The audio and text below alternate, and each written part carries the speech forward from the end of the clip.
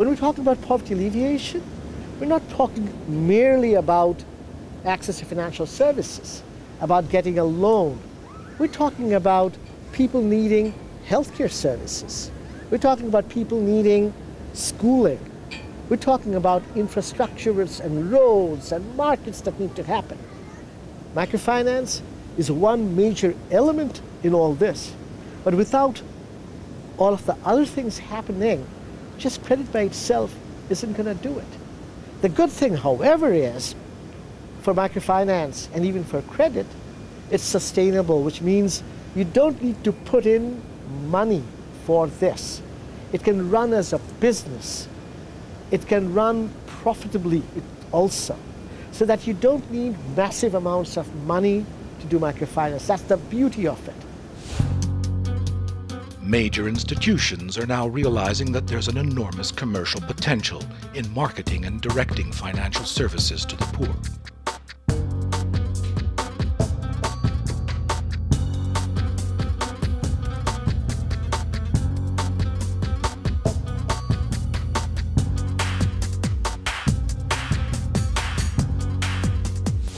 You know, there's been a huge evolution in financial services for the poor. What started once as a tiny little charity-oriented schemes, they called them microcredit schemes or projects. The clients were called beneficiaries, not clients. They were considered charity and not business prospects. So it started very small and very donor-driven and very charity-oriented.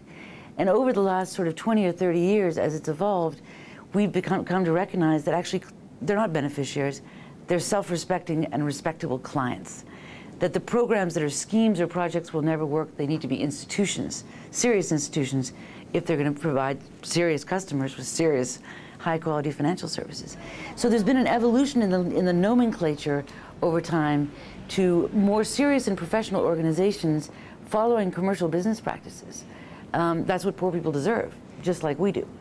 And now, over time, we're seeing that the business practices have been so refined, and competition is heating up, and new technologies are offering the ability to provide these services cheaper and cheaper. So yes, now commercial banks are becoming interested in what is basically the low end of the retail market in poor countries. Now, the real question is, are those big institutions going to share, you know, not only the financial objectives, but also the social objective from whence microfinance was born? I certainly hope so. But there's no question that those large financial institutions can certainly reach many, many, many more times more clients than the little, you know, donor-oriented projects did.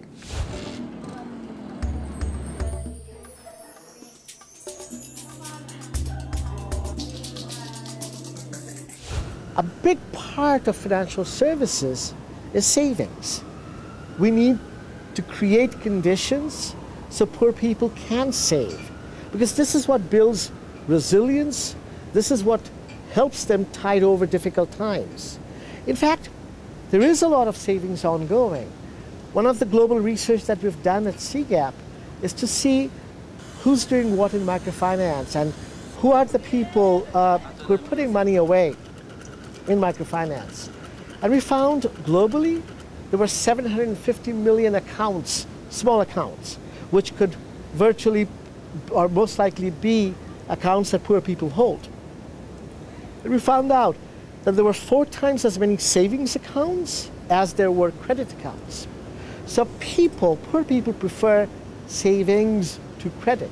So one of the important takeaways, important points one has to make is it's not necessarily just credit.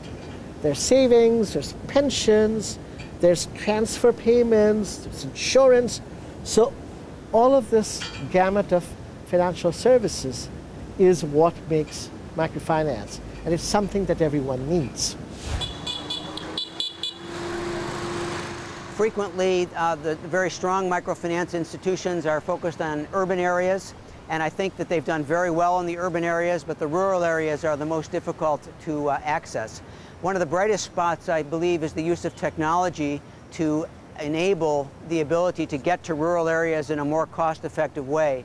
The use of mobile phones, the use of global satellites, the use of the internet, all of these tools, I think, have very, very bright prospects for increasing access of the poor to a broad range of financial services.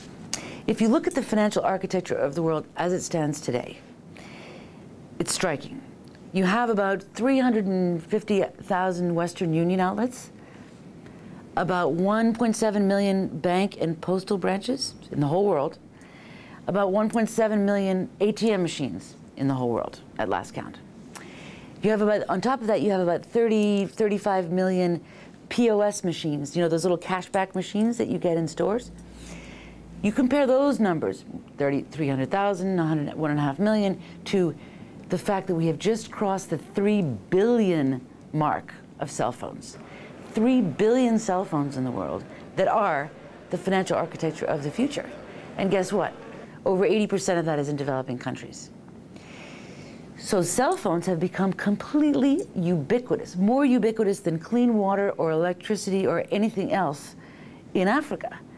And what does that mean? It means that every village, every poor person has pretty much access to these cell phones. What does that mean? It means that financial services and all kinds of other information can flow across these cell phones in ways that make financial services and moving money around a country happen in ways that we could never have dreamt of 10 years ago.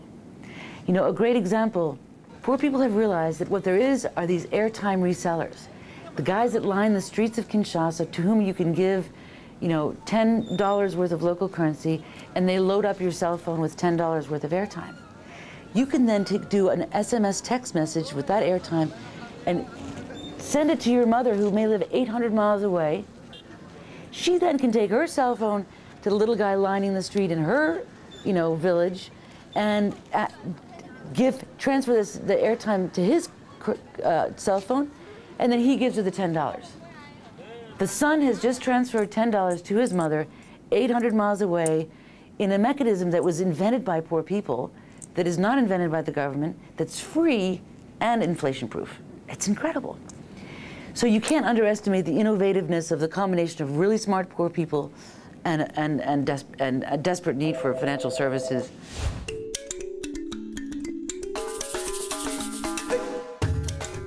The bottom line for microfinance is that it continues to afford millions the opportunity to rise above poverty and become what they have the right to be, productive members in a global community.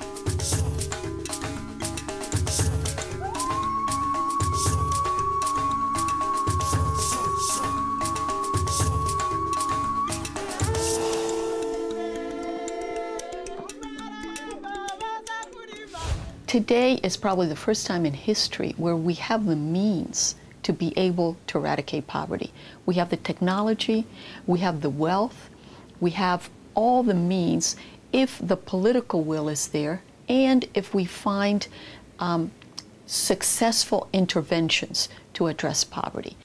We have people, we have a very interesting group business that we started recently in Mali in West Africa, which is one of the poorest countries in the world. And we helped a dozen women get together and pool their resources and pool their time to create a business drying and selling fish. In most poor countries where people have no capital, the only way they can sell fish is fresh fish. But if you can dry fish so that you can sell fish in all seasons, you have a chance of getting a greater profit, a more sustainable income, something that can last throughout the year, not just the good fishing seasons, and improve your family's well-being. So once they start with a grant as in a trickle-up operation, where they get a $100 grant to start an operation, they need eventually a little more training, access to savings, and also access to credit. They start with the $100 to start a business venture, and we build on that, we give them credit so they can expand over and above that. So Trickle-Up and CGAP, we are partnering in creating this ladder, a graduation strategy for the poorest. They come in, they get the credit, they get some consumption support. We come in after a while, start them off with savings, they get some financial discipline. Eventually, when they know how to run that small enterprise, we give them credit to expand, and they get to the next stage where they're really on the road to crossing the poverty line. Money is part of the answer, but it's not the complete answer. We tend to think here that if you take more money or allocate more money becomes available, that problems get solved. And that is really not the case at all. It's working with people, building capacity, building human capacity, building institutional capacity, focusing on sustainability, focusing on long-term viability. All of those things require working with people over a long period of time so they can control their own situations at local level. And these are not capital market transactions that are going to solve these problems. The capital markets and money have an important role to play, but they are not a solution by themselves. There's a lot of definitions of poverty. Most of them have to do with money and economic definitions, but my favorite definition of poverty is people who have a lack of hope for their children, that their futures can be better. So the business we're in is giving people hope, giving people a chance to build a better future for themselves, and importantly, a better future for their children.